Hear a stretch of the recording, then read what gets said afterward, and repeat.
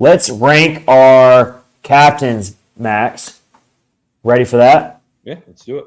I'm going to get my rankings on the screen here, and we'll see how you differ from my rankings here.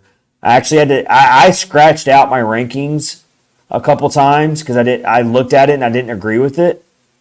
So this is what I officially came up with here. So there you have it. I put Shea Weber ahead of Roman Josi. That was the biggest problem I had to deal with. It honestly I probably due to recency bias and that stuff. I probably put Josi ahead by one, but I mean I had Fisher and are not ranked as is shown right there. And to be completely honest, I was not watching the Preds when Fitzgerald, Timonen, and Johnson Oh were yeah. captains, so I had nothing there. But I put I put Josi at 1, Weber at 2, Fisher 3, and Arnott at 4.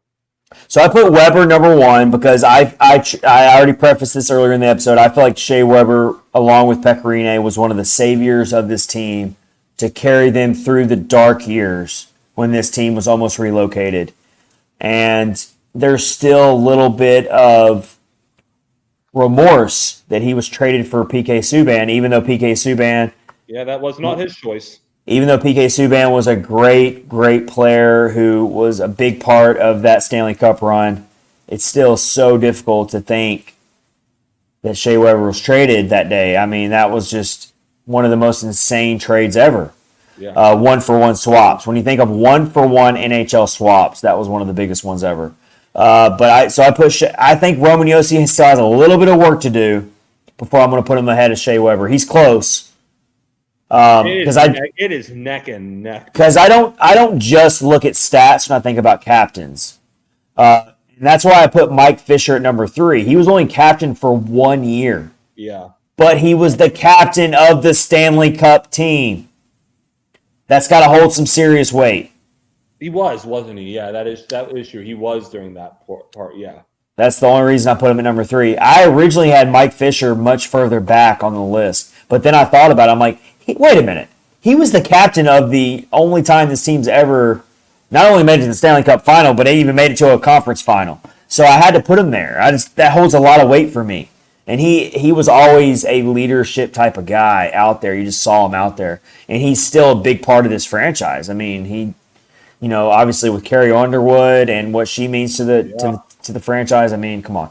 I put Jason Arnott number 4 because he was such a big player that came to this team. I really wanted to put Tom Fitzgerald higher because he was the first captain of this franchise, but he just wasn't he was more of just a captain. He didn't really put up a lot of points. He wasn't a big-time elite superstar for this team by any means. He was at the later part of his NHL career by the time he came to Nashville as an expansion team.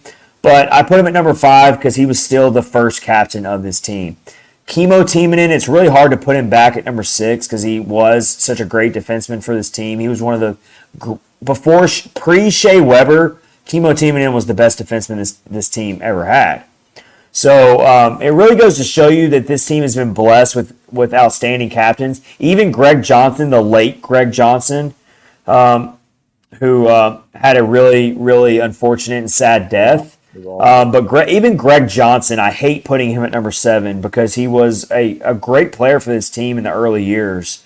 But you gotta rank these somehow. These are all great players and deserving captains of this franchise. But I put Greg Johnson at number 7. So those are your captains, and Roman Josi is going to be captain for a long time because he's not going anywhere, and he's given us no reason to not be captain.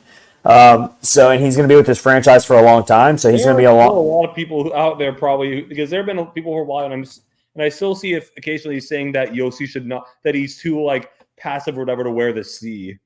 Yeah, you do get that a lot. Which the way I see it nowadays is like, look, we've seen a year of Barry Trotz and Andrew Brunette. We know that they are down to business. They don't care about anyone's feelings. They're kind of one of those guys. They don't care about anyone's feelings.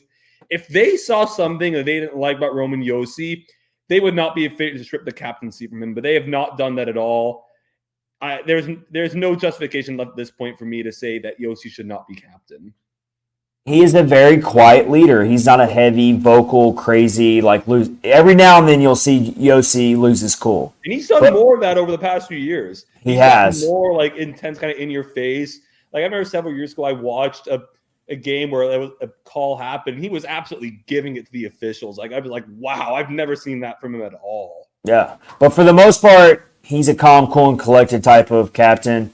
Very different than other captains you might see out there. But there's our list right there. Wanted to share that because of a NHL.com social media post showing us all the captains in our team's 25-year history going into year 26.